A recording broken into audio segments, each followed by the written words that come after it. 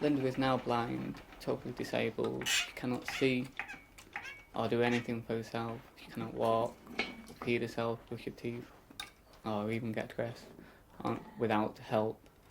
This all happened after she went into St Mary's to have a baby.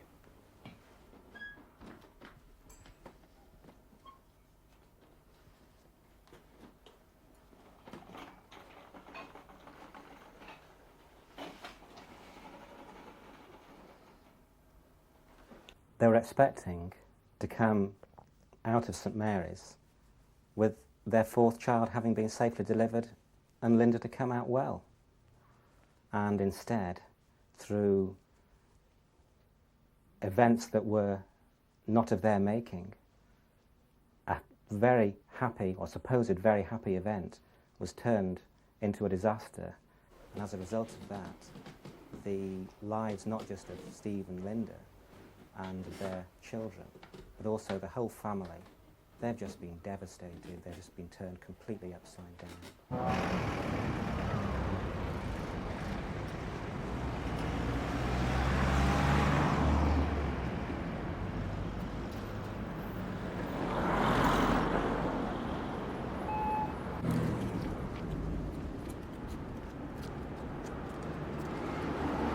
When you go into hospital, you have to take everything in with you that you think you can possibly need. You have to take all the baby's clothes, all the baby's nappies, any sanitary towels that you will need, all your own clothes. There is nothing provided for you anymore. I mean, my sister had a baby about 15 years ago and she took herself and her own nightie and that was it. I remember once going into the nursery room. I think I needed a change of blanket or mine had been taken away off for some reason. And there was a pile there and all the edges hadn't been oversewn and it just reminded me of the third world. I thought it was quite sad. Toilet that was specifically for my ward to use had a blocked sink and it was full of water and patients had dropped in used sanitary towels. It was often cigarette ash, blood in it. The toilets didn't always function properly. You couldn't get them to flush well. It just wasn't clean. In fact, you were recommended not to use the baths. You were told that you had to have a shower because they couldn't keep the baths clean enough.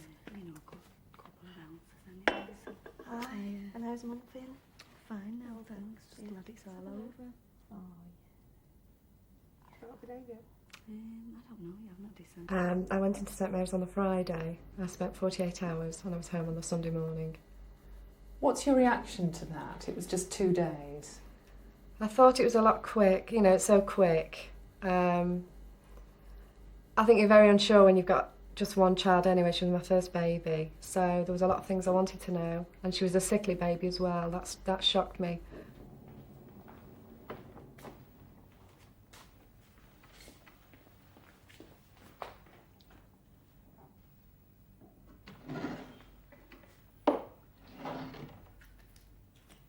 The main problem with that was that the wards that were left are always full. We didn't actually have any more midwives coping with 25 women on every ward than we did with wards that were only 16 or 17 women on each ward.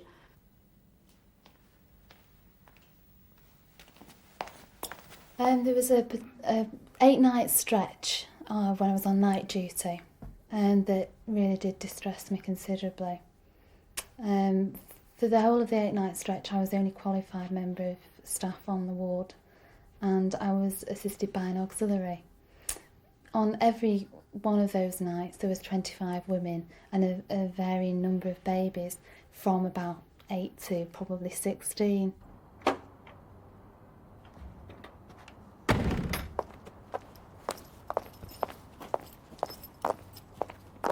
There were many reasons really that led up to the decision to leave midwifery. Some of them were related to the stress I was subjected to, the constant pressure and the way that was affecting me really in my home life. I also felt that there were many occasions where the staffing levels were so low that I felt that it wasn't very far from there being a sort of fatality, which may sound quite dramatic. But I certainly didn't want that on my conscience.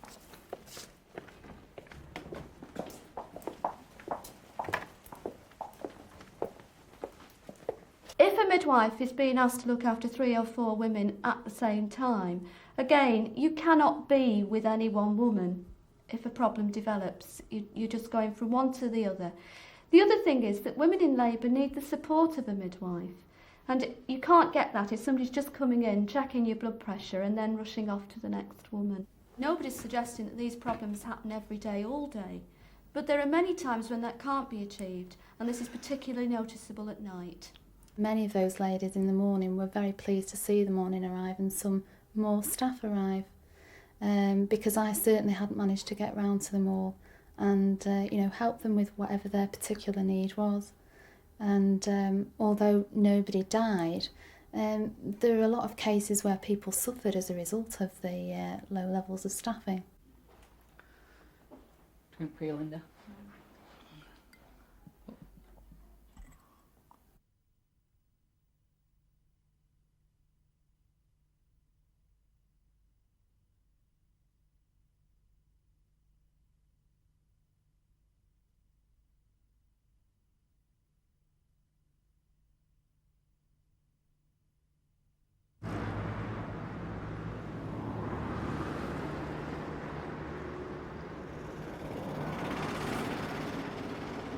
They were well aware of Linda's problems up to the week before when Linda was in antenatal. The doctors were aware of all her previous history and at that point actually asked for extra tests to be done so that things could be ready for any problems at the birth.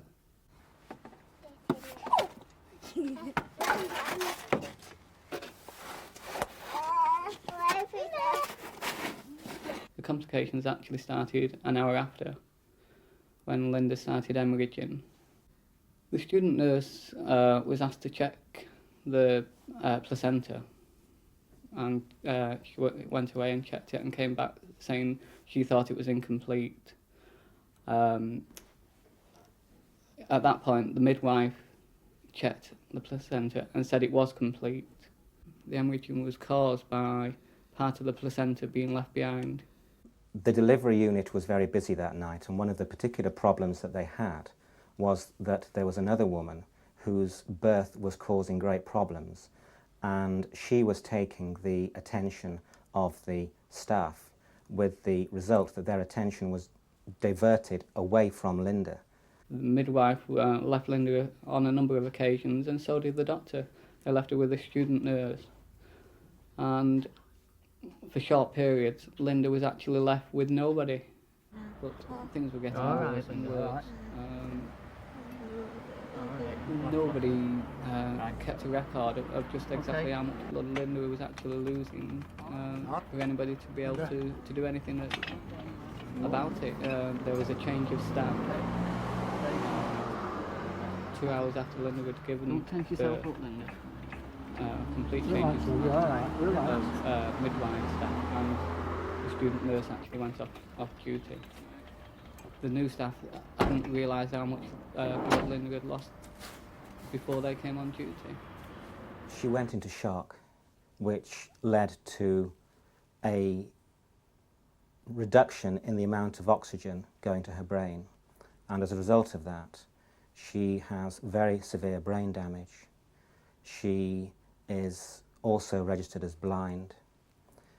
It's likely that she will remain in that condition for the rest of her life. We was actually told that Linda needed to go into intensive care, but it was many days before anybody actually told us the extent of the damage. Probably up to even a week later before I think we knew. And when you finally learnt the dreadful news a week later, what did they say to you? They told us there was no hope for Linda, that to go home and to get on with our lives and forget.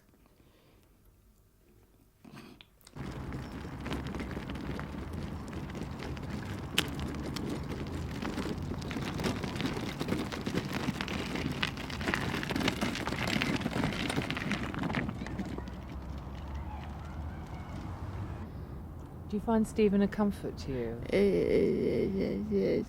Yes. How does Stephen help you?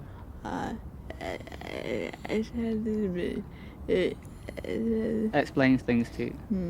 We try to describe things where we are and what's about. In the park, covered by all the leaves on the trees are just beginning to fall off. Brown. They're all brown, yes. Another few weeks and they'll all be bare. You can hear the trees rustling now, and all the dry leaves rustling now, can't you?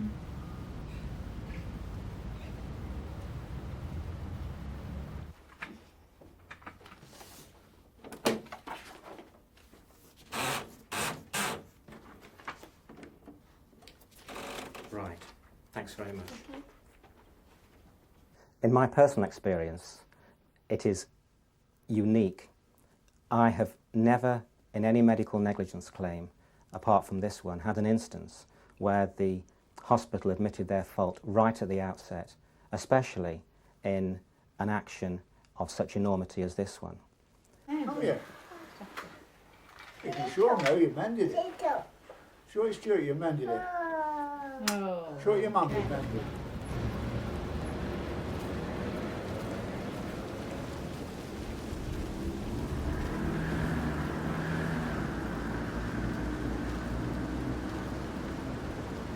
The consultant at a meeting later on said that had there been one midwife to look after Linda, the situation might never have happened. And this was using his own words, that they were trying to look after so many patients with so few staff.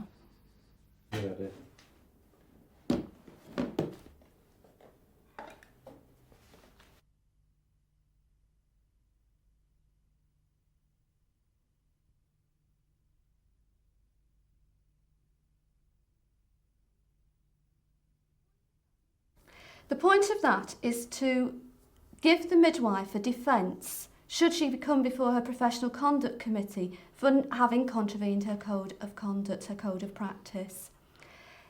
Once we have told our managers in writing that we feel that the situation exists, then that puts the bulk of the responsibility then on the manager, not on the individual midwife.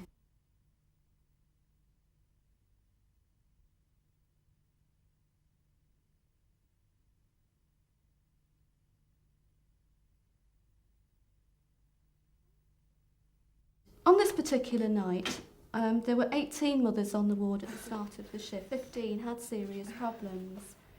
We had 2 women who were not at full term in their pregnancy, so the babies would have been premature if they'd been born at that time.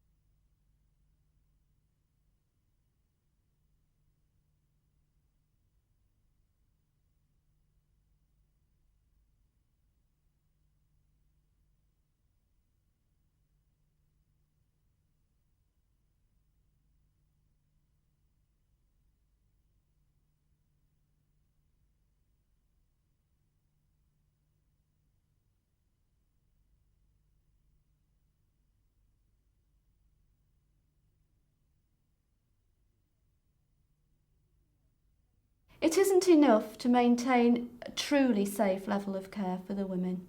It means that we just can't give the amount of care that the women need because we're always just that little bit short. We spend as midwives 18 months training to be a midwife. We spend a lot of time looking into research, looking into the best ways to motivate women to say, for example, breastfeeding, we know how to help them, and not having the time to implement that knowledge is just so frustrating.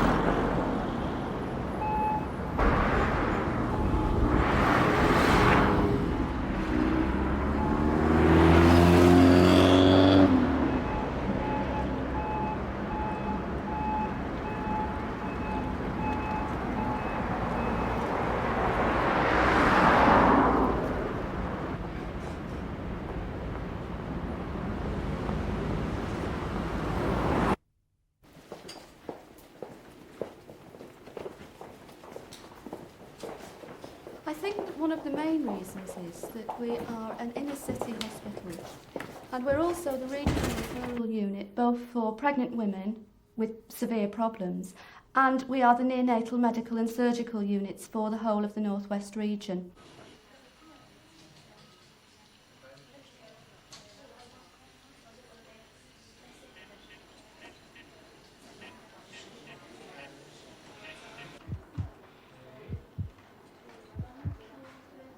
A low birth weight baby is a baby weighing under about 5.5 pounds. One would expect that the death rate amongst babies in central Manchester would be very high because of this, but it's not in fact. In fact, the newborn baby death rate amongst the residents of central Manchester is within normal limits compared with other districts. In general, we've got to reserve our cots for the sickest of babies. That means in turn that babies who aren't so very ill, babies perhaps with mild jaundice or with feeding problems, are nursed alongside their mothers on the maternity ward. But the price we have to pay is that it does put an extra workload on the midwives who work in the maternity wards.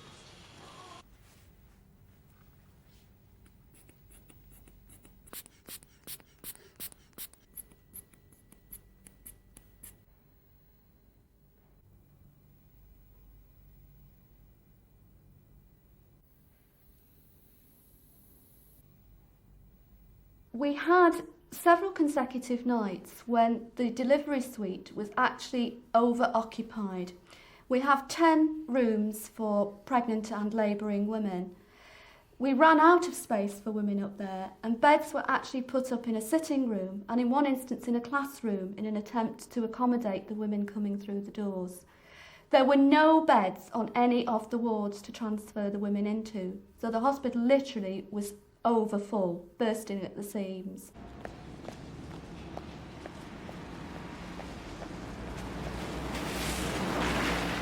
There is agreement that there is a problem, but unfortunately no solution has been forthcoming up to this point. Why do you think that is? The lack of money, the resources. There is no money in the system to provide more staff.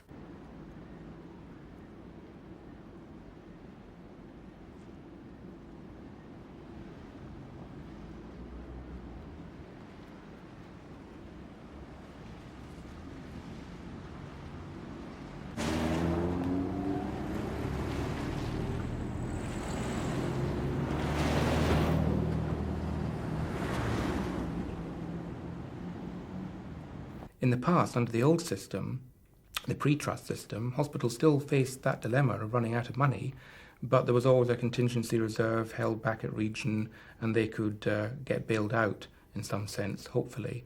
At the moment, under the present system, all that's much more explicit because of the contract, which specifies a number of operations, and when hospitals exceed that number of operations, there's no more money.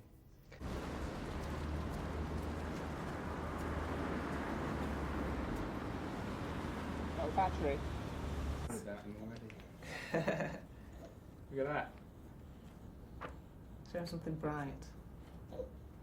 10 years ago I thought that the care that I received was very good for both myself and the baby, and I expected it to be the same or even better this time. After you try to eat it? Yeah. No? It's just not strong enough to push it.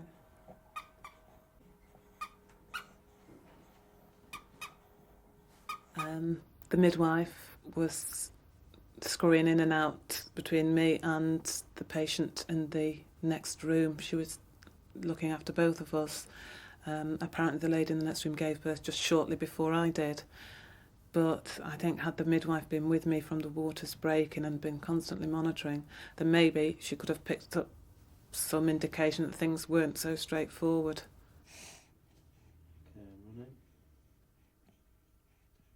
I couldn't deliver the placenta. No matter how many pushes the midwife told me to give, I couldn't deliver the placenta. So they eventually decided to bring it out manually. And it was dreadful.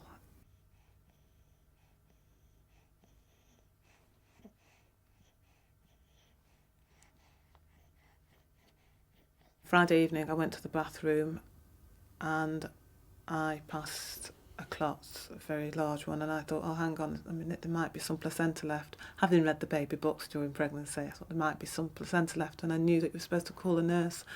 I rang the bell, an auxiliary came. I said, look, look at this, can you get somebody for me?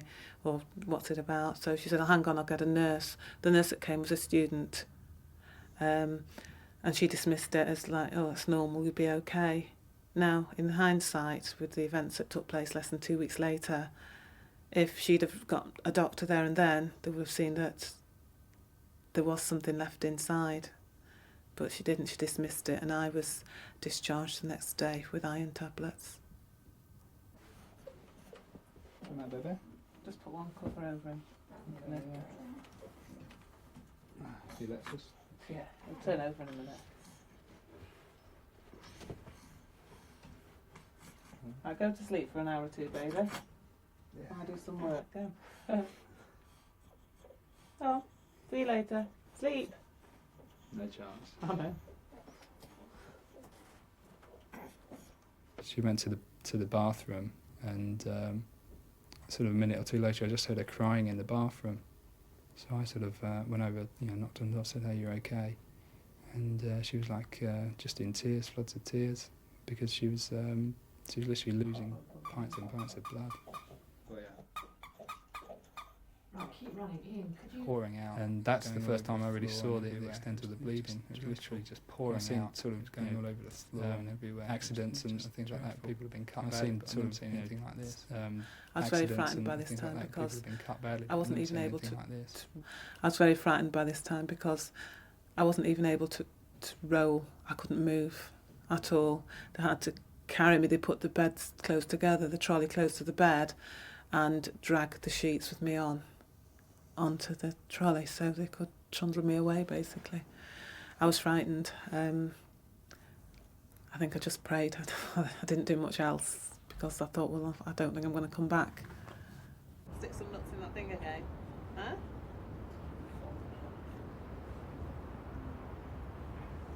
So you have to get everything in there? Yeah, keep it in there. Yeah. I'll get it. I'll keep the... I want to get it soon. Otherwise, I put my life and my pregnancy care in their hands, and I would have expected that I would expect a midwife to be with me throughout, yeah. 10 years ago, yes, I went into labour. I arrived at the hospital. Again, my waters were broken, but the midwife was with me all the time. At one time, back after she'd had him, when they were trying to attend to her there, I remember just for a couple of minutes I went out and I just said, "Please God, don't let her die." Because I really thought she was going to go.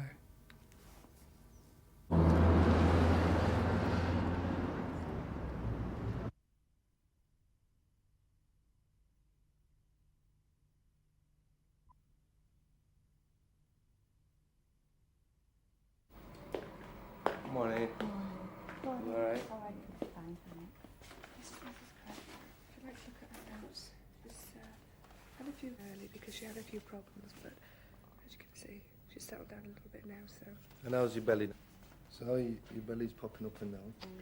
I've had a bit of a bad night, but I'm feeling... I think the best thing about it was having one midwife with me all the time. And only towards the end, another midwife came to look after Adam when he was delivered. But she was with us all the time and helped us the best that she could, and it was great. Because of the circumstances of Madeleine's birth, maybe I did certainly have the impression that this midwife had been allowed to just spend time with me. She did have to go and see another mother at one stage, but she spent nearly all the time with me, sitting with me and holding my hand. During delivery, I found the staff were magnificent. If there were any problems, they were available.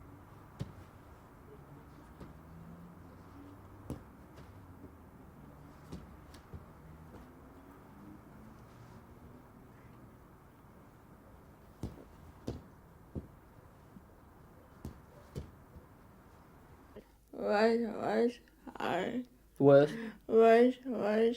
Wait. You wish I could see them. you could just see them.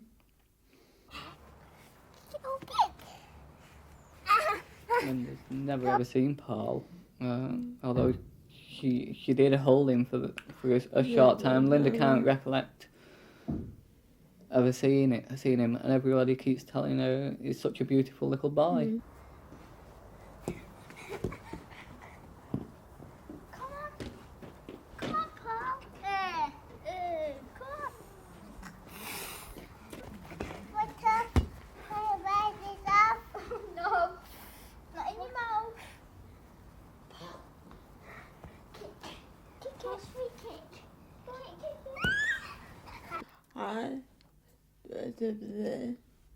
I just like Linda is trying to say that she doesn't want sympathy. All we want to make sure is that this can never happen to anybody else.